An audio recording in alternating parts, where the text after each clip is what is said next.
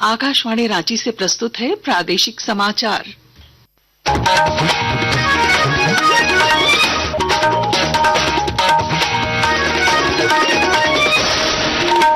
नमस्कार, प्रादेशिक समाचारों के साथ मैं पूनम किरकेट्टा। पहले मुख्य समाचार। मुख्यमंत्री हेमंत सोरेन से उद्योगपति गौतम अदानी ने की मुलाकात। झारखंड के औद्योगिक विकास और निवेश पर हुई चर्चा। झारखंड हाईकोर्ट ने राज्य के उच्च शिक्षा सचिव के खिलाफ जारी किया अवमानना का नोटिस। 9 मई को सशरीर कोर्ट में हाजिर होने का निर्देश। नक्सलियों के खिलाफ अभियान में पुलिस को बड़ी सफलता। पश्चिमी सिंहभूम में 28 आईईडी समेत भारी मात्रा में गोला बारूद बरामद। हजारीबाग में एक उग्रवादी गिरफ्तार। धनबाद में कोयला कारोबारी के ठिकानों पर ईडी का छापा। जीएसटी में गड़बड़ी का आरोप। दस्तावेजों की हुई जांच। और हरियाणा ने जीता राष्ट्रीय महिला हॉकी लीग का खिताब। झारखंड को तीसरा स्थान। मिनी सब जूनियर राष्ट्रीय तीरंदाजी प्रतियोगिता में राज्य ने जीते 6 पदक। और अब समाचार विस्तार से। देश के प्रतिष्ठित उद्योगपति गौतम अदानी ने रांची में मुख्यमंत्री हेमंत सोरेन से मुलाकात की। दोनों के बीच करीब 2 घंटे तक चली बैठक में झारखंड के औद्योगिक विकास, निवेश की संभावनाओं और चल रही परियोजनाओं को लेकर विस्तृत चर्चा हुई। भारतीय जनता पार्टी ने विधि व्यवस्था के सवाल पर फिर राज्य की हेमंत सोरेन सरकार पर हमला बोला है। पार्टी के वरिष्ठ नेता और पूर्व मुख्यमंत्री चंपाई सोरेन ने कहा कि सरकार कानून व्यवस्था समेत सभी मोर्चों पर विफल है। झारखंड में एकमात्र विकल्प राष्ट्रपति शासन ही है। लॉ एंड ऑर्डर फेल है, ये जंगल राज को चल गया। राष्ट्रपति शासन ये विकल्प है। दिन दहाड़ा हत्या हो रहा है, जहाँ पर हत्या का विरोध में बंद का बीच में भीड़ और हत्या। इतना फेल है यार कानून व्यवस्था। कोई विभाग में सिस्टम नहीं है, सब सिस्टम फेल है। कांग्रेस विधायक राजेश कच्छप ने इस पर पलटवार किया है। उन्होंने कहा कि सरकार अपराध पर अंकुश लगाने के लिए प्रतिबद्ध है। श्री कच्छप ने कहा कि राज्य में अपराध की मूल वजह जमीन विवाद है। मैंने देखा है रांची को। एक जमाना था जब वो वर्चस्व की लड़ाई धनबाद में होती थी कोयला को लेकर के। अब यहाँ पे लड़ाई है जमीन को लेकर के रांची में। जिनकी भी सरकार, यहाँ पे एक व्यवस्था, दूसरे की जमीन को हड़पने का नियत और प्रवृत्ति जो चला हुआ है, इस पे जिला प्रशासन को अंकुश लगाना पड़ेगा। झारखंड हाईकोर्ट ने वर्ष 1987 से कार्यरत स्नातक लैब सहायकों को डेमोन्स्ट्रेटर के पद पर लाभ देने को लेकर दायर अवमानना याचिका पर सुनवाई हुई। याचिका में सुनवाई के बाद अदालत ने उच्च शिक्षा सचिव राहुल पुरवार को अवमानना का नोटिस जारी किया है। अदालत ने उन्हें सशरीर हाजिर होने का आदेश देते हुए मामले की अगली सुनवाई की तिथि 9 मई निर्धारित की है। पश्चिमी सिंहभूम जिले के टोंटो थाना क्षेत्र में नक्सलियों की साजिश सुरक्षा बलों ने नाकाम कर दी है। सर्च ऑपरेशन चलाकर पुलिस ने नक्सली डंप को ध्वस्त किया है। यहां से गोला बारूद समेत कई विस्फोटक सामग्री बरामद की गई है। पुलिस अधीक्षक आशुतोष शेखर ने बताया कि अभियान के दौरान 28 जिंदा आईईडी बम समेत भारी मात्रा में गोला बारूद बरामद किए गए हैं। बम निरोधक दस्ते ने जंगल में ही विस्फोटकों को नष्ट कर दिया है। उधर हजारीबाग के उरीमारी में पुलिस ने प्रतिबंधित उग्रवादी संगठन टीपीसी के सदस्य राजन गंजू को गिरफ्तार किया है। पुलिस अधीक्षक अरविंद कुमार सिंह ने बताया कि राजन गंजू ने न्यू बिरसा प्रोजेक्ट में पेलोडर मशीन में आग लगाई थी। 19 तारीख को एक न्यू बिरसा प्रोजेक्ट है उरीमारी में, वहां पर एक पेलोडर में आग लगाया गया था और 3-4 फायरिंग भी की गई थी। पकड़ा है और उसके द्वारा कुछ पैसा भी बरामद किया गया है। पूछताछ करने पर बताया कि 19 तारीख की घटना में भी शामिल था। धनबाद के प्रमुख कोयला कारोबारी अनिल गोयल के ठिकानों पर प्रवर्तन निदेशालय ईडी ने छापेमारी की। यह कार्रवाई मनईटांड़ गोल बिल्डिंग स्थित उनके आवास और कार्यालय पर की गई। इस दौरान ईडी की टीम ने गोयल के कारोबार से जुड़े महत्वपूर्ण दस्तावेजों की जांच की। हमारे संवाददाता ने बताया है कि यह छापेमारी जीएसटी में गड़बड़ी को लेकर की गई है। हालांकि ईडी अधिकारियों की ओर से कार्रवाई के संबंध में कोई आधिकारिक बयान जारी नहीं किया गया है।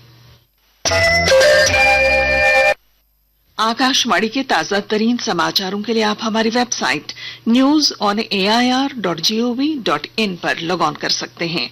ताजा समाचार X handle @AIR news alerts और Facebook page all India radio news पर भी उपलब्ध है।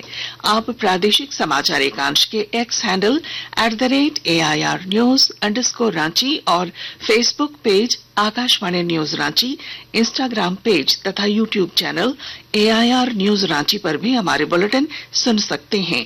प्रादेशिक समाचार आप आकाशवाणी रांची से सुन रहे हैं। देवघर जिले के जसीडीह थाना क्षेत्र से पुलिस ने 10 साइबर अपराधियों को गिरफ्तार किया है और 2 किशोरों को डिटेन किया है।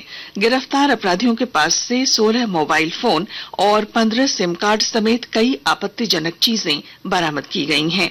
उधर जामताड़ा जिले के करमाटांड़ थाना क्षेत्र से भी 3 साइबर अपराधी गिरफ्तार किए गए हैं। पुलिस उपाधीक्षक चंद्रशेखर ने इसकी पुष्टि की है। साइबर अपराध करते हुए साइबर अपराधियों को गिरफ्तार किया गया है। इनके पास से कुल 11 mobile, 14 SIM card, 1 tab, 3 ATM card, 1 laptop, 1 Aadhaar card, 1 PAN card, 1 voter card, नगद 50,000 रुपए, 1 मोटरसाइकिल और 1 चारपहिया वाहन को जब्त किया गया है। ये क्रेडिट कार्ड लिमिट इंक्रीज करने के नाम पे, क्रेडिट कार्ड बंद होने के नाम पे और क्रेडिट कार्ड का बिल जमा करने के नाम पे एनीडेस्क और टीम व्यूअर एप्लीकेशन डाउनलोड करवाते हुए ये साइबर अपराध कारित करते थे। साहिबगंज जिले के कृषि यंत्र वितरण योजना का प्रभावी क्रियान्वयन किया जा रहा है। इससे किसानों को बड़ी राहत मिल रही है और जानकारी दे रहे हैं हमारे संवाददाता। साहिबगंज जिले के किसानों को कृषि लागत में कमी तथा इस कार्य में ज्यादा से ज्यादा यांत्रिकीकरण को बढ़ावा देने के लिए कृषि यंत्र वितरण योजना शुरू किया गया है। कृषि कार्य में यंत्रों के उपयोग से जहां एक ओर काम आसान हो जाता है, वहीं दूसरी ओर किसानों की आय भी बढ़ती है। भूमि संरक्षण विभाग, लघु कृषि यंत्र वितरण योजना, मिनी ट्रैक्टर वितरण योजना तथा मुख्यमंत्री बड़ा ट्रैक्टर योजना के तहत कृषि यंत्र बैंकों के माध्यम से किसानों के समूहों को लाभ दे रहा है। इन योजनाओं पर 50% से लेकर 90% तक अनुदान दिया जाता है। आनंद कुमार ओझा, आकाशवाणी समाचार, साहिबगंज। कुछ संक्षिप्त खबरें। केंद्र सरकार के दफ्तरों में शनिवार और रविवार को छुट्टी होती है, लेकिन इस बार शनिवार और रविवार को देश भर में CGST और इनकम टैक्स के दफ्तर खुले रहेंगे। साथ ही सोमवार को ईद के दिन भी इन दफ्तरों में कामकाज होगा। रिजर्व बैंक के नए आदेश के अनुसार 1 मई से हर महीने 5 मुफ्त ट्रांजैक्शन के बाद ग्राहकों से ATM बैंकिंग सेवाओं के लिए प्रति ट्रांजैक्शन 23 रुपए का शुल्क लिया जाएगा। पहले ये रकम 21 रुपए प्रति ट्रांजैक्शन थी। खूंटी जिले के मारंगहादा थाना क्षेत्र स्थित रिमिक्स फॉल में डूबने से 2 सगे भाइयों की मौत हो गई है। मौसम विभाग ने राज्य में कल से तापमान में गिरावट का पूर्वानुमान व्यक्त किया है। इससे लगातार बढ़ रही गर्मी से लोगों को राहत मिल सकती है। हॉकी। हरियाणा ने ओडिशा को करीबी फाइनल मुकाबले में 3-2 से हराकर राष्ट्रीय महिला हॉकी लीग का खिताब जीत लिया है। प्रतियोगिता में मेजबान झारखंड ने मध्य प्रदेश को 1-0 से हराकर तीसरा स्थान हासिल किया। उधर विजयवाड़ा में संपन्न मिनी सब जूनियर राष्ट्रीय तीरंदाजी प्रतियोगिता में झारखंड के तीरंदाजों ने 3 स्वर्ण, 2 रजत और 1 कांस्य पदक जीता। और अब अखबारों की सुर्खियां। रांची से प्रकाशित सभी प्रमुख अखबारों ने जस्टिस यशवंत वर्मा के तबादले की खबर को प्रमुखता से प्रकाशित किया है। प्रभात खबर की सुर्खी है, जस्टिस वर्मा का तबादला, न्यायिक कार्य नहीं सौंपने का सुप्रीम कोर्ट ने दिया निर्देश। दैनिक भास्कर ने लिखा है, खूंटी के रिमिक्स फॉल में नहाने के दौरान कोकर के 2 सगे भाई डूबे, मौत। हिंदुस्तान के शब्द हैं, CGL परीक्षा, झांसा देकर कई छात्रों को ले जाया गया था नेपाल। दैनिक जागरण लिखता है, पेंशनरों और अधिवक्ताओं के लिए 1 मई से शुरू होगी स्वास्थ्य बीमा योजना। और अब अंत में मुख्य समाचार। मुख्यमंत्री हेमंत सोरेन से उद्योगपति गौतम अदानी ने की मुलाकात। झारखंड के औद्योगिक विकास और निवेश पर हुई चर्चा। झारखंड हाईकोर्ट ने राज्य के उच्च शिक्षा सचिव के खिलाफ जारी किया अवमानना का नोटिस। 9 मई को सशरीर कोर्ट में हाजिर होने का निर्देश। नक्सलियों के खिलाफ अभियान में पुलिस को बड़ी सफलता। पश्चिमी सिंहभूम में 28 IED समेत भारी मात्रा में गोला बारूद बरामद। हजारीबाग में 1 उग्रवादी गिरफ्तार। धनबाद में कोयला कारोबारी के ठिकानों पर ED का छापा। GST में गड़बड़ी का आरोप। दस्तावेजों की हुई जांच। और हरियाणा ने जीता राष्ट्रीय महिला हॉकी लीग का खिताब। झारखंड को तीसरा स्थान। मिनी सब जूनियर राष्ट्रीय तीरंदाजी प्रतियोगिता में राज्य ने जीते 6 पदक। और इसके साथ ही आकाशवाणी रांची से प्रादेशिक समाचार का ये बुलेटिन समाप्त हुआ। अगला प्रादेशिक मुख्य समाचार 10 बजे प्रसारित किया जाएगा। नमस्कार।